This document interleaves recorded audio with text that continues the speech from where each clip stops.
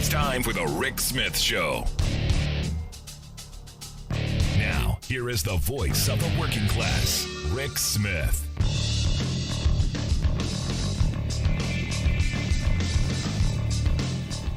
And welcome, brothers, sisters, working class heroes. This is the Rick Smith Show. Thanks so much for being here today on the big program. Lots to get to, lots to talk about. Oh, surprise, surprise, another Republican politician caught up in a lie. Or another politician. Kristi Noem back in the news again, as if, shooting her dog in the face wasn't bad enough with the new book. And look, they always say you need new publicity. You need something, a hook to get people to buy your book. Well, redaction. Hurry up and get the first edition, because evidently they're going to be taking out some of the lies, the half-truths, the obfuscations, the stuff that probably made the book worth reading, but weren't, well, true. Because we find out that the story about staring down Kim Jong-un, it didn't happen. And it's one of those things where you go, did she lie and think, nobody was going to read the book anyway, so she'd get away with it? Did she meet an Asian at the airport and go, hey, that looks like Kim Jong-un, and give him the stare down? Or more likely, did she not even read what her ghostwriter wrote? And that's probably it. Or did she and didn't care? And the thing that gets me is, this is what we've come to expect from politicians. This is what we've come to expect, especially from Republicans.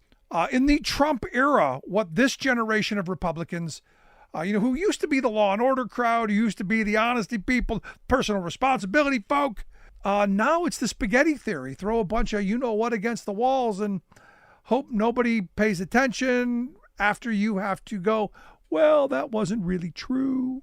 I guess it's the world we're in.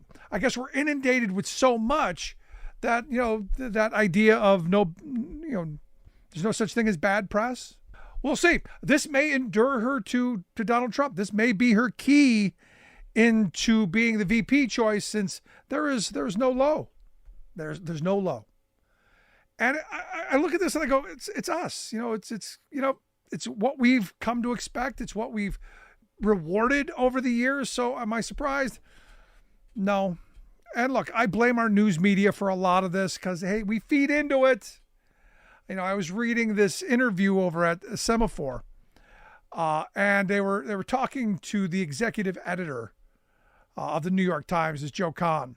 And in it, he says, look, don't blame us. We're just giving the people what they want.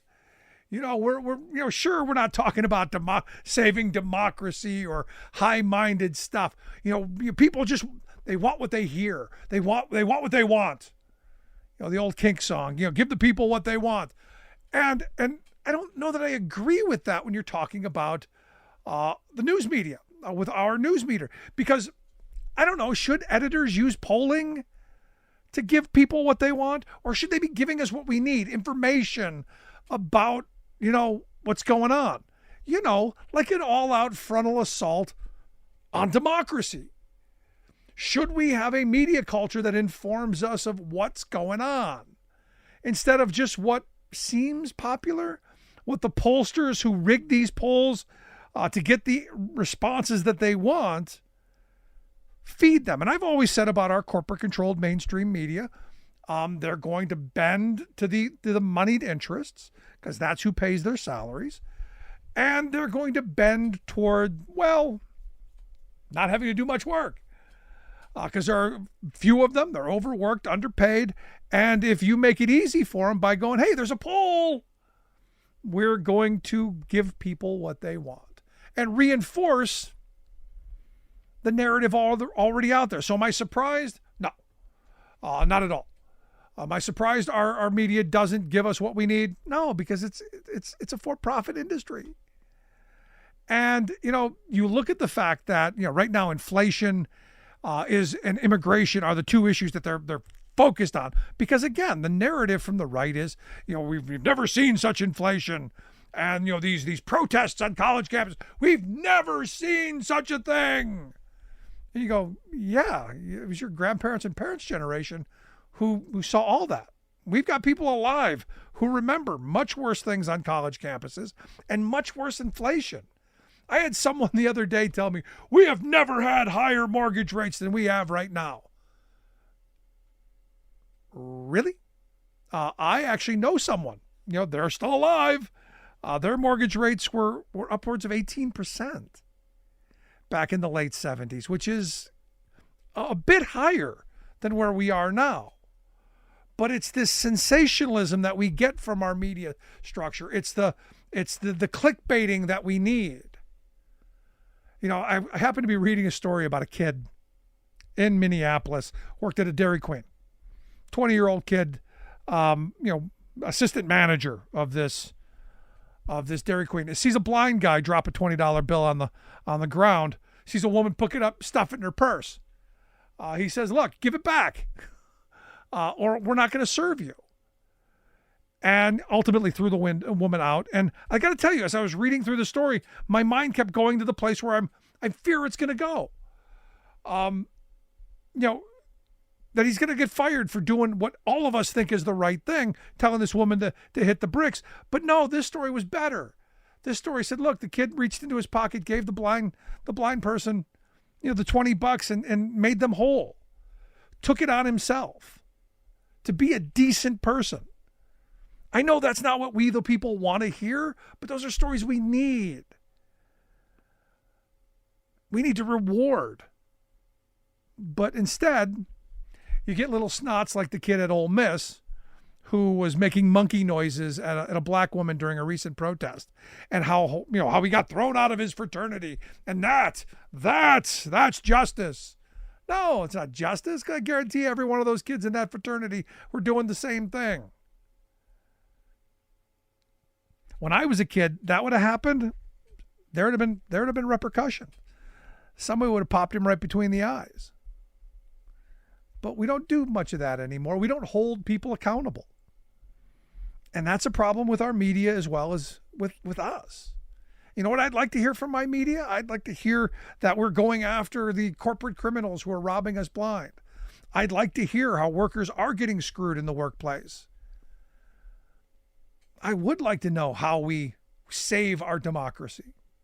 But instead, what we're told is we're just giving the people what they want. And evidently what we want is a steady diet of people behaving horribly and of division and things that make us angry and pitted against each other. Evidently that is what we're looking for. Not information on how we salvage democracy, how we hand off a country better to our children than we found. So I got to tell you, I'm a little frustrated with our news media, but not surprised. There is a for-profit motive, and it runs right through the people who pay their paychecks. I want to hear your thoughts. Email me, rick@thericksmithshow.com. I'm going to take a quick break. When we come back, Will Bunch is going to be here to share some thoughts on the assaults on protests. Back after this.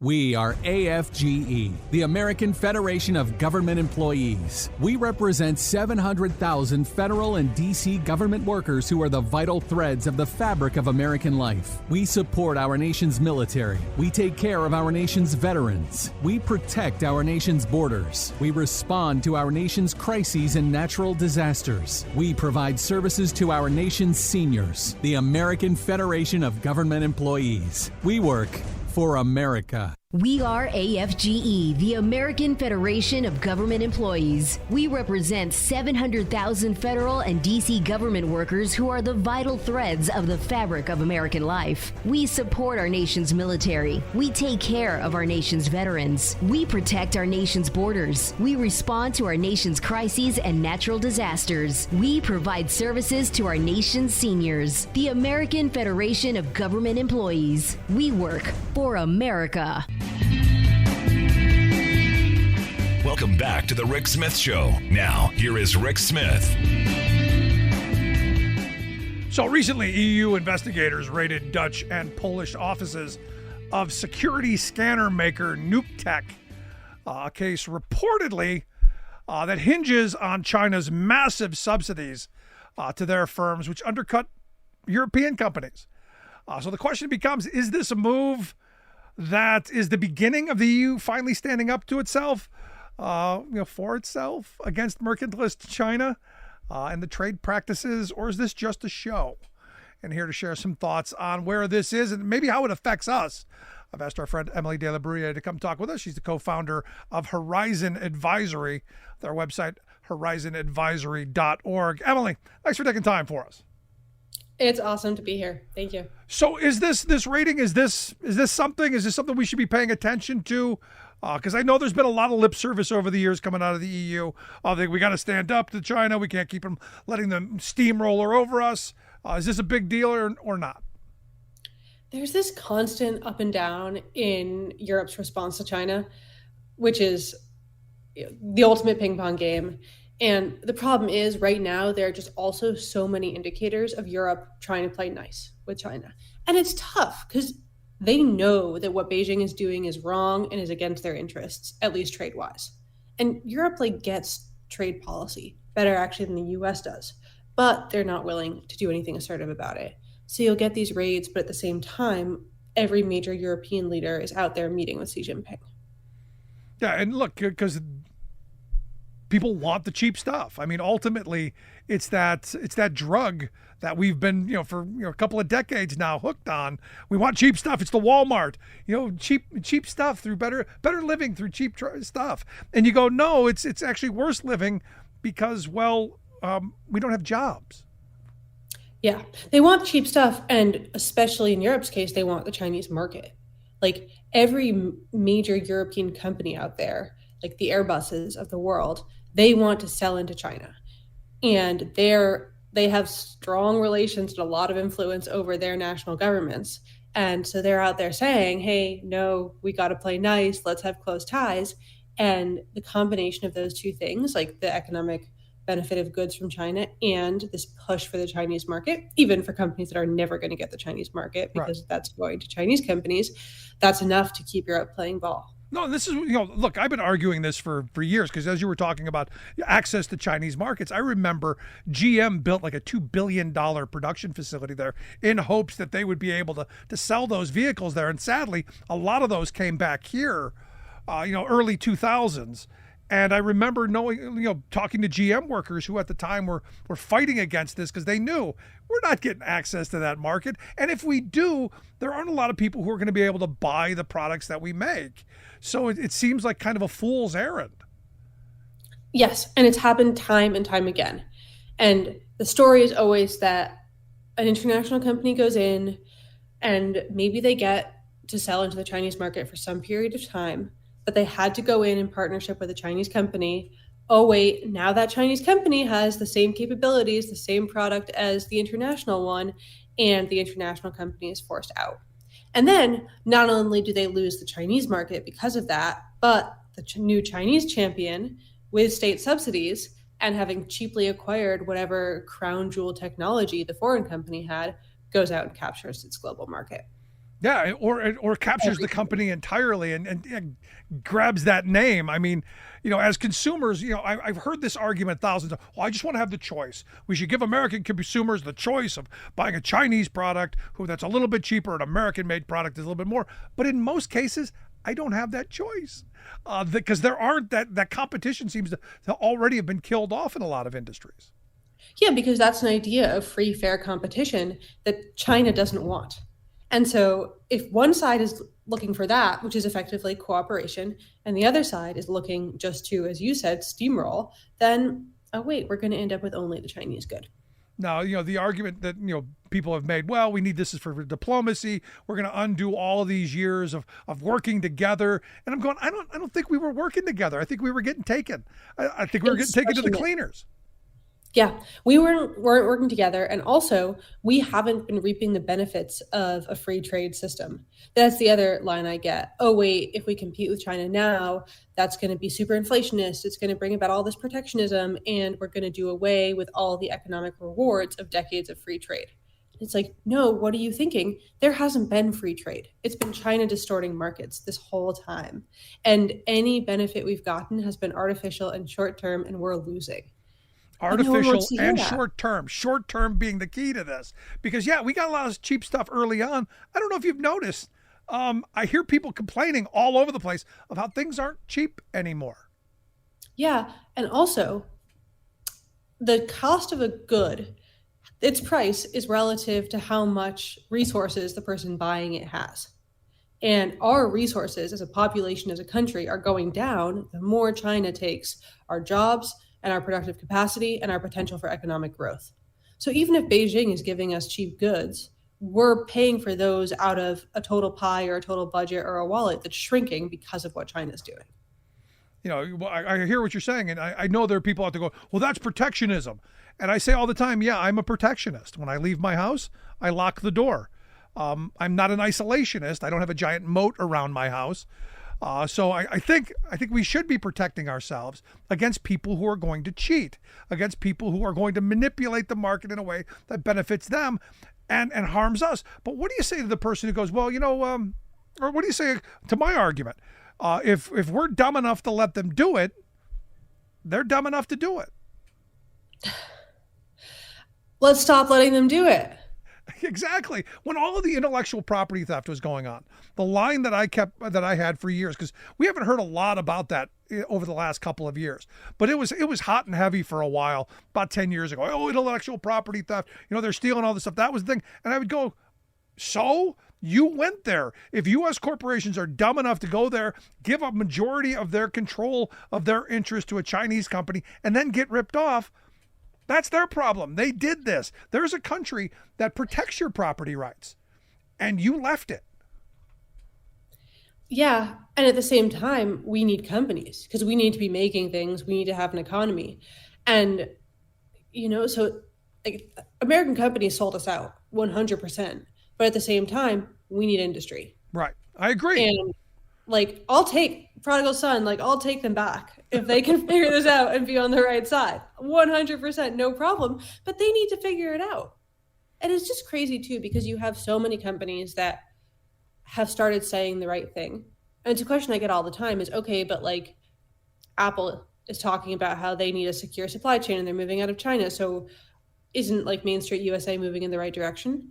But then if you actually look at their resource allocations, they're still investing in China. Yeah. Or in their stockholders. I mean, I don't know if you saw the Apple story. What is it? $110 billion in stock buybacks are going to happen. In addition to the $100 billion they took 2018. So again, money where your mouth is, they're putting it into rich people's pockets and not into the products that they're talking about. I agree with you. And then, of course, there's the Europe question too, which is like, if we're bad, the U.S. is still farther ahead on all of these things than our allies are. And that's the striking thing, is every time it's like we haven't done enough or our companies haven't done enough, odds are that European or other allied countries and companies have done even less. And is a part of that because the EU and China have done a whole bunch of infrastructure things together. There's this what do they call it, the Belt and Rust plan that they have. Belt and Road, yeah. Yeah, the Belt and Road. I like Belt and Rust. I'm going to go with that one. Yeah, no, I mean the idea That's that awesome. that they're buying, that they're basically buying their way in and then controlling all of that. It's like an invasive species that gets a hold of one of your trees, like I got out back. It just kills it. Yeah, I think that's a lot of it. And China's sees the opportunity, especially of the reality that European economies are less strong, right? And so China's come in and said, okay, we're here for you. We'll help you out. There's also the fact that Europe resents the US. And I feel like this is a truth that just like hasn't been fully absorbed by at least US policymakers who are like, those are our strongest allies. Europe really resents America. And they resent the whole unipolar US system that Europe has played junior partner to the US and the world. And they've felt controlled and like they've had their autonomy undermined over the past decades. And of course, there's a lot going on there. Like the US has provided its allies with a lot, and that should be accounted for too. But China's really taken advantage of that and said, okay, Europe, you resent the US, we're an alternative. Yeah. And we're part of a multipolar world order, which is what you want too. We can all be friends. Yeah, it's the thing I talked about during the Trump years, as Trump moved away from the international community and supporting allies and other regions of the world. China was more than happy to step in with investments. And in 2010, when everyone's screaming about we shouldn't be giving foreign aid, China was more than happy to fill in those voids. Yeah, and China's really good at seizing on and manipulating any resentment or tension or friction between the U.S. and either its partners internationally or even its population. But looking at this and that the EU did this and that there's real serious talk of pushing back, do you see a possibility where maybe some of those resentments with the U.S. Are tapped down, or maybe the globe finally wakes up and goes, this isn't what we signed up for? We signed up for, I think the motto that they're using is, like something like competition and not dumping or something like that. Do you think this pulls us together at all? I mean, the trend lines are definitely there. Like, the narrative coming out of Europe now is so different and so much better on China than 5 years ago. Like, they realize that Beijing is not a good actor. The problem is the same way it is for us domestically. It's fits and starts. You see one sign of progress, like this raid on nuke tech, but then I promise you, when Xi Jinping goes to France in a couple months, they're going to sign a host of economic agreements.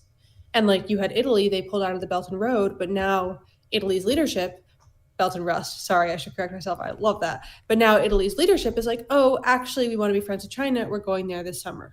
Like, it's the 2 steps forward or the 1 step forward situation. So the trend line is there and they're waking up, but there's not that much time to get it right. Now, is this at a leadership level, or do you think when it filters down to people, they get it? I talk to people all the time, and their sense is we want U.S. manufacturing. We want to build things here. We don't want China coming in and taking over things. But I look at this TikTok thing, and I'm kind of just I don't know that we get it as a society as much as I'd like to believe.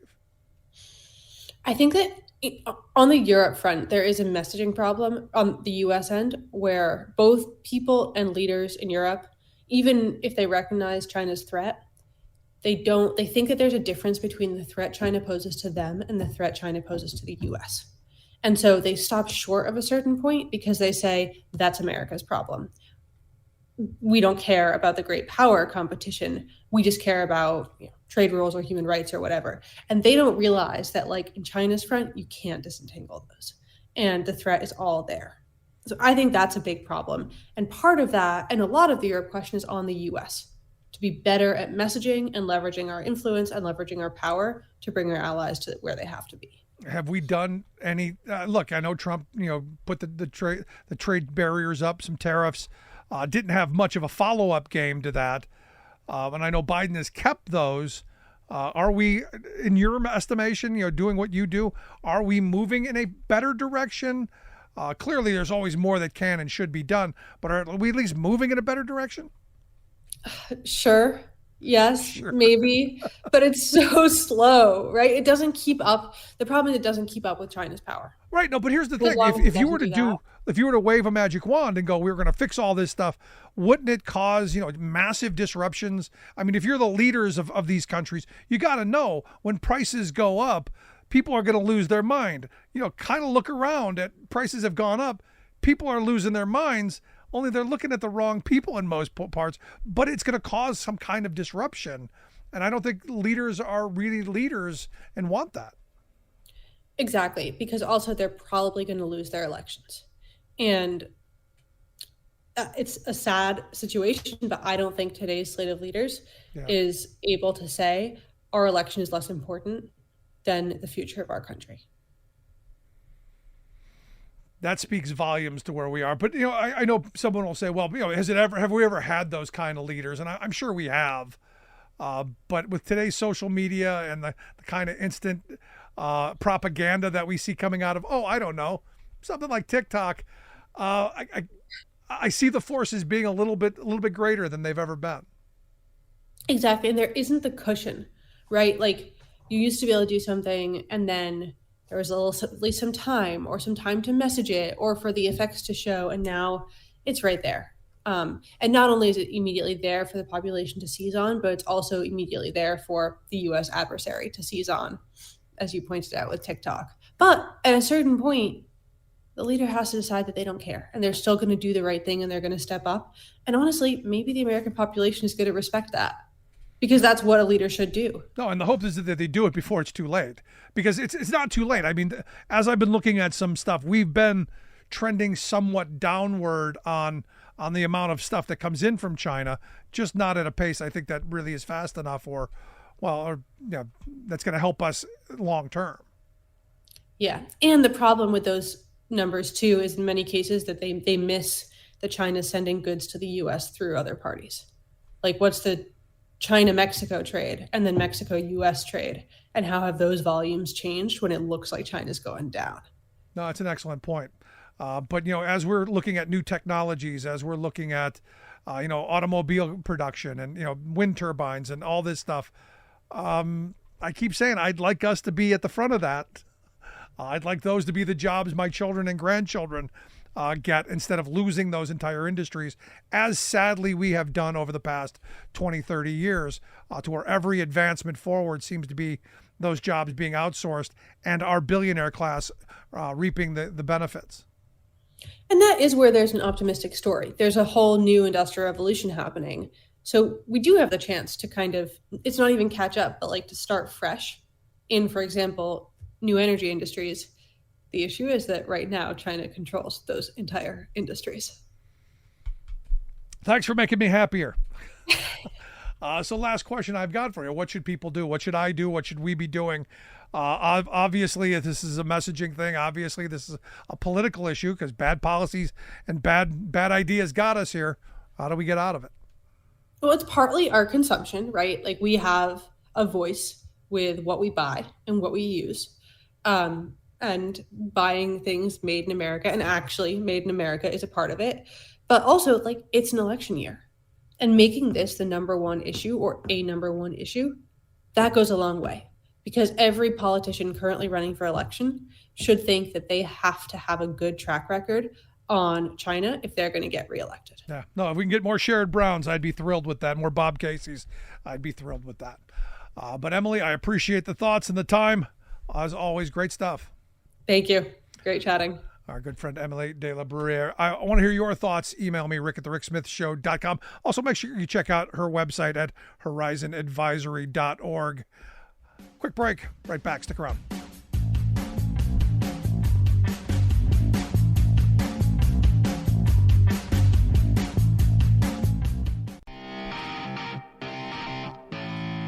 Welcome back to The Rick Smith Show. Now, here is Rick Smith. So over the last couple of weeks, we've been watching the protests on college campuses across the country. And it's been interesting to watch the news and some of the coverage. Now, I haven't jumped in the middle of all this. I haven't gotten into the whole debate one side or the other. But when you start bulldozing campuses and you start taking away people's ability to come together and peacefully protest, kind of got a problem with that. That's why I've asked my good friend Will Bunch to come talk with us. He's got a new piece out talking about this very issue. He's a columnist over at the Philadelphia Inquirer. Will, thanks for taking time for us. Yeah, hey Rick, thanks for having me. Thanks for having me back. I appreciate it. So, look, I've deliberately stayed away from all of this because, the old Buffalo Springfield song, nobody's right if everybody's wrong. And I look at all sides of what's going on over there and go, it's all wrong. I agree that the killing should stop. I don't want children dying. But when you come back here and you see the kind of chaos and the kind of things that have been going on, I got to tell you, I'm siding with the people who are doing what Americans are able to do, and that is peacefully protest. Right. And that's what, and I have written, not exclusively and not even a majority, but I've written some columns since October 7th. And, I've certainly raised some questions over that time during, obviously I objected to October 7th but since then I've raised questions about, Israel's conduct of its attacks on Gaza. But I think your introduction is spot on in that what we're talking about now, these last 2 weeks, really transcends that, because it really gets into, what free speech rights do Americans have? Whether they're young people on college campuses or anywhere. It's been really shocking to see how many college presidents have right away, as soon as a few kids have, put up a few tents on the main lawn and have done nothing beyond that that's like threatening or violent, have called in riot cops, basically, and every situation has its own nuances, obviously, in some of these red states like Texas, the University of Texas, or in Georgia where you have Emory University, you've got these right-wing red state governors who are really eager to prove their bona fides, right? To show how tough they can be on the protesters. And, in Austin at the University of Texas, students basically just said, we're going to have a protest today about Gaza. And Greg Abbott had the state troopers there instantaneously.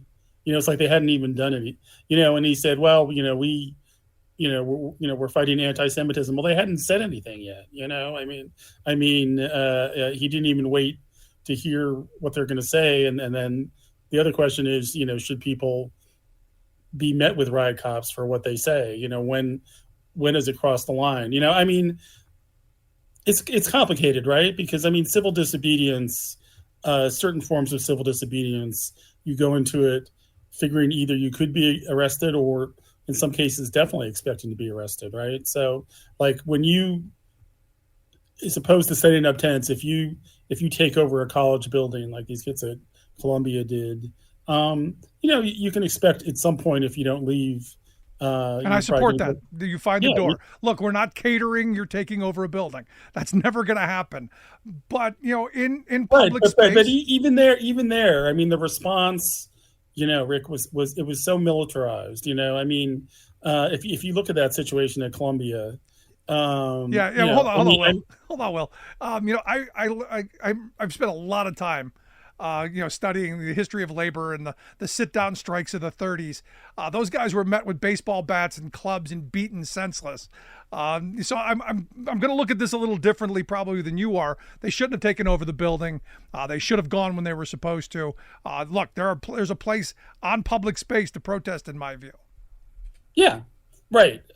That they should be. I was just going to say that there were certain aspects to that police response that, even if it was maybe appropriate to arrest the takeover students, the size of the police force, the fact that they used the event to issue a kind of a propaganda film afterwards. But I think that's not the crux. The crux of what's really wrong is if you look at places like yesterday, for example, Saturday, at the University of Virginia, you had a small group of very peaceful protesters. And again, you've got a Republican governor there, and they're sending in state troopers. And within a short period of time, they're firing tear gas. They're spraying pepper spray at kids. And is this really the appropriate response? And I think this whole what we've seen the last 2 weeks has really kind of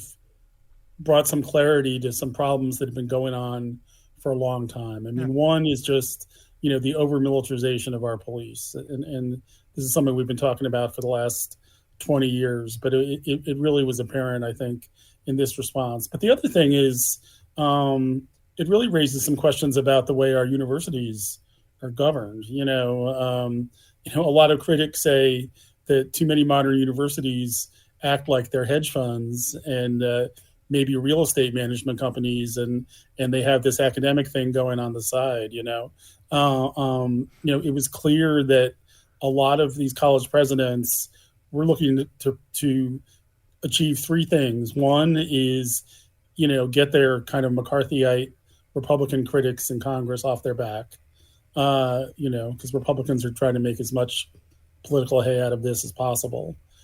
Two, they're trying to appease, their wealthiest donors and trustees who don't like protests, maybe partly on this issue, but also because protests have a way of turning against the things that matter to billionaires, and they'd probably like to see it go away. And the third thing is these cowardly college presidents want to keep their jobs. I mean, what's a better high-paying gig in this country than being a college president? And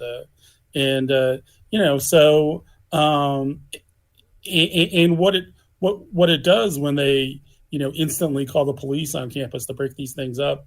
They're disrespecting the traditions of faculty governance. Colleges are supposed to be open institutions. The faculty is supposed to have an enormous amount of power over what goes on at the university. Of course, clearly that's not true anymore. What's interesting to me, though, Will, is a lot of the people who are the ones who are the biggest opponents are the ones who are on those college campuses back in the 60s. Yeah, I know that it does. It's just infuriating, and it just goes to show. And I'm sure a lot of people who were flirted with socialism or communism or were protesters in the 30s were against the Vietnam protesters in the late 60s. It's like the circle of life, right? To some degree, and while protest and dissent, it's this great tradition in America. But when it happens in real time, the grown-ups are worried. Certainly, a lot of us, not exclusively, but particularly older, Democratic voters in the 45 plus age bracket, are terrified of how these protests are going to affect Joe Biden, and whether I'm one of them. Yeah. Well, and it's understandable. Look, we know the history, right? We know that in 1968, when you had a lot of protests, and you had protests at Columbia, and in August of that year, you had the huge protests at the Democratic National Convention, which we may or may not be on track to repeat. I'm expecting it in 2024. Yeah. And we know that that put the Democrats in a huge hole. Hubert Humphrey, who was the labor-backed candidate, right? Tried to make it up all fall. Came within 1 point of Richard Nixon, and Nixon was the law and order candidate. He ran ads showing campus protests and saying, we can't have disorder in this country, and Nixon won, and we put the Chicago 7 on trial. He started bugging and spying on people, which eventually led to Watergate, and that was the fallout from protests in 1968. So it's kind of crazy to think it's not going to happen on some level again. No, but here's the thing, Will, and this is where my mind goes, because look, as I said, I'm kind of in the middle. I understand all sides of this, but I believe wholeheartedly in the right to peacefully protest and to have your voices heard. My problem is it's unequally administered. As I was talking to my Red Hat friends, and I said, how many times have you seen the Hitler Youth walking down the center of town? I've never seen a cop beat the Hitler Youth. The Patriot Force or the Proud Boys or any of them have their rallies, have their marches, do their thing. We don't see bulldozers. Yeah, no, absolutely not. Call me crazy, Rick, but it's almost like the police sympathize with these right-wing protesters. But here's the part of this, Will, and I think you hit on it earlier. We've got to control the stuff, and I agree the police may be a little bit, but they're just a tool in all this. They're being unleashed, knowing what they're going to do on these. It's the people who made the decision to send them in that I got a problem with. Yeah, exactly, and it seems like certain types of quote disorder unquote just will not be tolerated, and other kinds it seems like are tolerated. And for me, it comes down to... look, the police in DC knew about January 6th for weeks, and all they had up were those flimsy metal barricades. Right. Now, if the Coalition to Free Palestine had said 6 weeks in advance they were going to bring 10,000 people to Washington, you can bet there would be more than just those metal barricades would have been put up. No, you're right. But, for me as a labor person, when I look at this again, when I see people who are working to realize that they have power and they have power in numbers, this is when I think you see this coming down hard on people. And you said it a minute ago, that the billionaires and the rich people who fund those very wealthy endowments at these universities, when they get uncomfortable, it's when working people and when people realize that they have power and start demanding changes. And this could morph into something else. And that's what they want to nip in the bud, in my view. Absolutely. And there was kind of an interesting confluence between, that history of anti-labor, police violence and what happens on college campuses. Because if you remember in the 1960s, back when public universities were affordable, some of them were free, right? The University of California and other colleges cost $200 a month. And, in that whole post-World War II generation, you had lots of children of union workers, lots of kids of the working class were first-generation college students. And the fact that these kids were, according to the right, according to people like Ronald Reagan, they were being indoctrinated and, turned against the establishment, and that just couldn't be tolerated. There was an advisor to Ronald Reagan named Roger Freeman, who in 1970, the year of the Kent State massacres and other protests, said, we can't have an educated proletariat. That would be dynamite. He said that on the record, and so certain kinds of things that they determine as threats to the social order. Organized labor is always going to be one of those threats. But likewise, when young people adopt certain causes, whether it's anti-war, if it's pro-civil rights, or young people with college education becoming pro-labor, which some of them are, all of those things now make college students a threat, it seems like. So last line of questioning I got for you, because the other part of this, you said that, it's bad. Yeah, it is bad. But, in several months, we've got an election, could get worse. Yeah, the column, I appreciate you mentioning my most recent column I wrote today. And actually, that was kind of the point, to say that I think people are right to be, the people who are angry and frustrated at the system right now have a right to be, these over-the-top police responses shouldn't be happening. These universities have been exposed as problematic in a lot of cases. All of it shows that we have a lot of problems right now at this moment in 2024. But there's also no question that a lot of things, including the things that would matter to students who are out protesting, would materially, get worse if Donald Trump gets elected in November. Whatever you think of the crackdown on protests now, Trump has talked openly about using the Insurrection Act, calling out troops, sending National Guards into cities and onto college campuses. He would do those things. Again, we're not going to get into the weeds on the Middle East, but trust me, his Israel-Palestine policies would be worse than anything you're seeing right now. For me, the other side of this is, it's not just this. It's what's next. It's, what if it's an issue that you're concerned about? What if you want to protest something? What happens to you then? And then we just go, well, that's just how it is now. Yeah, well, remember the first time Trump was elected and inaugurated, you had the massive women's march took place on January 21st, the day after his inauguration. Would he allow that this time around? We don't really know. Would he see something like the women's march, and something that was, pro reproductive rights and dealt with those other issues? Would he see that as something threatened enough that he would call up? You'd have all these women in pink hats on one side, and you'd have tanks on the other side. I really have those.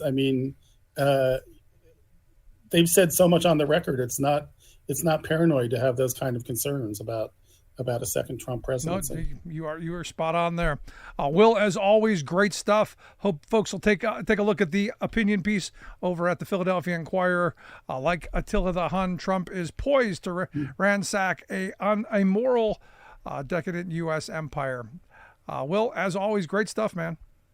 Thanks, Rick. Thanks for having me on again. I appreciate it. Anytime. Our good friend Will Bunch. Again, make sure you check out the work that he does. We'll get links out on social media. I want to hear your thoughts. Are you concerned about this? Or you go, look, this is a good idea. We should be cracking down on all protests, especially yours. I want to hear it. Email me, rick@thericksmithshow.com. Right back.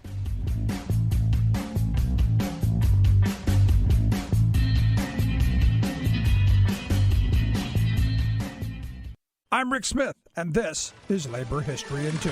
On this day in labor history, the year was 1935. That was the day that began a strike of lumber workers across the Pacific Northwest. Lumbermen had had enough of long hours, dangerous working conditions, and low pay. Plans for the strike began at a meeting of the Sawmill and Timber Workers Union in late March. The union put together a list of demands. They wanted uniform working conditions and pay across the lumber industry and the right of union recognition. They called for a walkout on this day in labor history if progress toward these goals was not being met. Word of the impending strike began to spread in the local press. Since newspapers relied on the paper created by the industry, they closely followed the developments of the work action. Lumber company owners threatened to shut down operations before they would agree to recognize the union. Some workers, fed up with the pace of the negotiations, went on strike before the planned day. Workers at the Blodell Donovan plant in Bellingham, Washington, walked off the job. Once the strike was in full swing, 30,000 to 40,000 workers had joined them. 90% of the Northwestern lumber industry was impacted by the strike. As the strike wore on, angry owners called in the National Guard to help bring scabs to get the lumber mills back up and running. In Humboldt County in Northern California, 3 strikers were killed. On June 24th, strikers and troops clashed in what became known as the Battle of Tacoma, Washington. Troops used tear gas to disperse the picketers. In the end, the lumbermen won improvements in wages and hours, but the union did not win a standard agreement across the industry. Labor History in 2 brought to you by the Illinois Labor History Society and The Rick Smith Show. For more information, go to laborhistoryin2.com.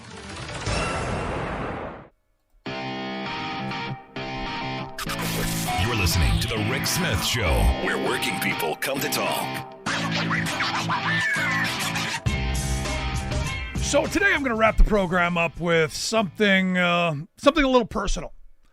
As you know, I'm a strong supporter of workers organizing to fight for better wages, hours, conditions, opportunities, power in the workplace. I believe labor unions are the best way to achieve freedom, economic freedom, social justice, equality. And I've been doing this for almost 19 years now on radio and television. And to my core, and I've said this numerous times, I believe the best way forward, the way working people are come together, is the best possible outcome for us as a country. I believe we're stronger when we're united.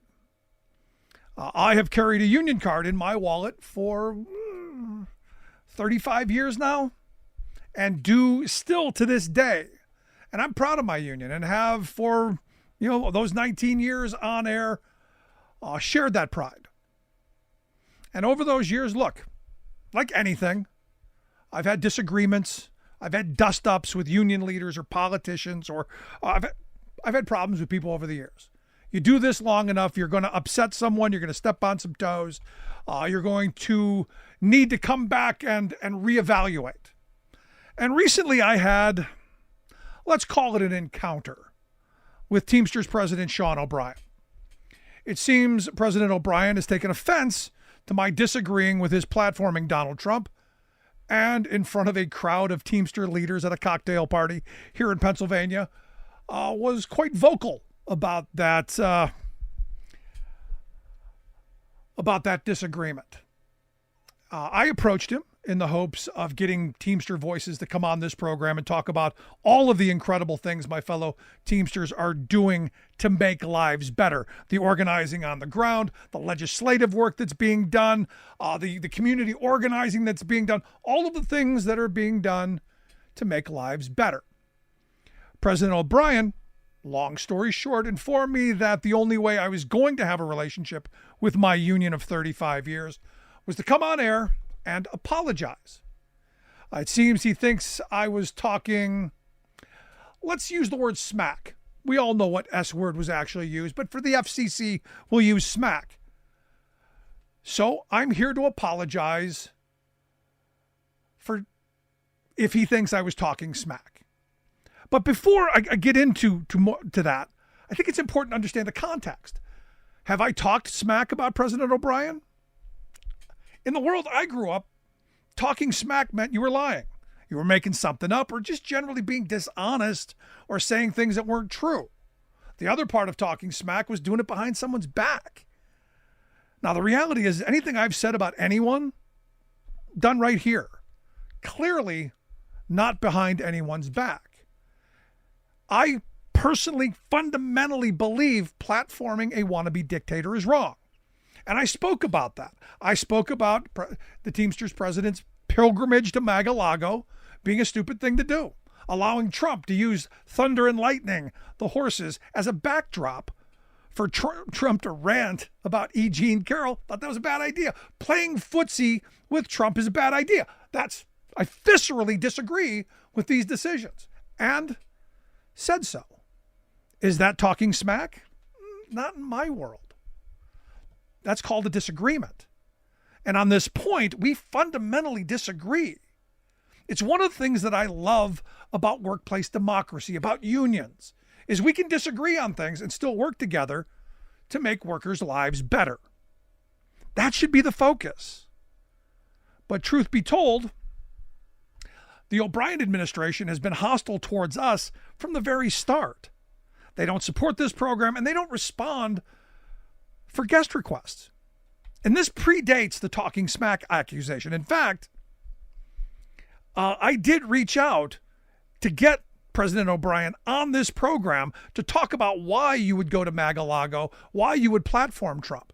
Maybe there's something I don't know. And he said, you don't have all the information. And I agree. I don't have all the information. And for that, I apologize. But how much information do I need to not want to platform a wannabe dictator? Let me reiterate this because I think it's important. I want to talk about the amazing things my union is doing. I would prefer to be talking about the Costco rally in Norfolk, Virginia that just happened, and those workers fight to organize and mobilize. But it appears in order to do that, I have to apologize. And I am sorry. As I said, if I offended President O'Brien, I'm sorry. But I don't apologize for speaking the truth. What I don't do is blind loyalty. I'm never going to be 100% loyal to Sean O'Brien or any labor leader. I don't even agree with myself 100% of the time. That said, I do agree with Sean O'Brien of 2018, where he wrote on his Facebook page after Trump's State of the Union address, "We refuse to remain silent as Trump dismantles all we've fought for. Real Teamsters aren't scared to speak up, and they aren't scared of a fight." Well, I am a real Teamster who's not afraid of a fight. I'm not afraid to fight for my union, not afraid to fight for my country. Donald Trump is a clear and present danger to our democracy and everything we've fought for. There's nothing truer than that. And while I wholeheartedly agree with Sean O'Brien's statement, make no mistake, Trump is our enemy. We must take our partisan emotions out of it and look at the actions of the man. That's exactly what I did. That said, I apologize if President O'Brien was offended. And whether or not President O'Brien accepts my apology, I can't say. I guess we'll see in the coming weeks and months. I guess if we see him on this program, I guess we'll know. That said, regardless, he is always welcome here. My fellow Teamster brothers and sisters, always welcome here to share their amazing work. Always welcome to come and share their incredible passion for making lives better. Look, I love my union and will continue to fight for my union brothers and sisters. And with that said, I say goodbye. We will see where this goes. Thank you for taking a moment for me and indulging me. I appreciate it. If you missed any portion of the program, make sure you grab the podcast wherever you get your favorite podcast. You'll find ours, thericksmithshow.com, good place to get that. Also, the video component, freespeech.org, always there for you. And as always, thanks so much for being here. We'll see you back here next time.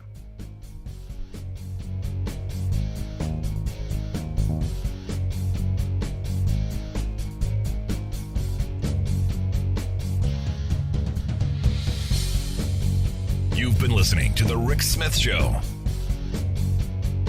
Email Rick at rick@thericksmithshow.com.